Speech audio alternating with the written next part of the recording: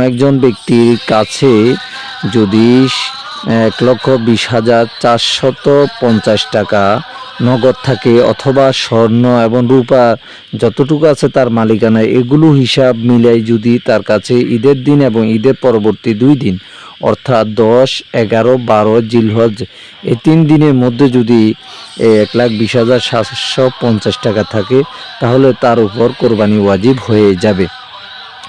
তাহলে আমাদের যে সমস্ত বন্ধুগণ তারা এই 1-1.5 লাখ 2 লাখ টাকার মালিক হয়ে গিয়েছেন, মালিক আছেন বা ক্যাশ আছে বা কোথাও রেখেছেন ব্যাংকে বা কারো কাছে রেখেছেন, তারা প্রত্যেকে কোরবানি করা ওয়াজিব। সকলে কোরবানি করে দিবেন। কোরবানি করতে বেশি টাকার প্রয়োজন হয় না। ছোটোখাটো একটা ছাগল, 1 বছরের ছাগল 5-6 হাজার টাকায় আপনি নিয়ে কোরবানি করতে পারবেন।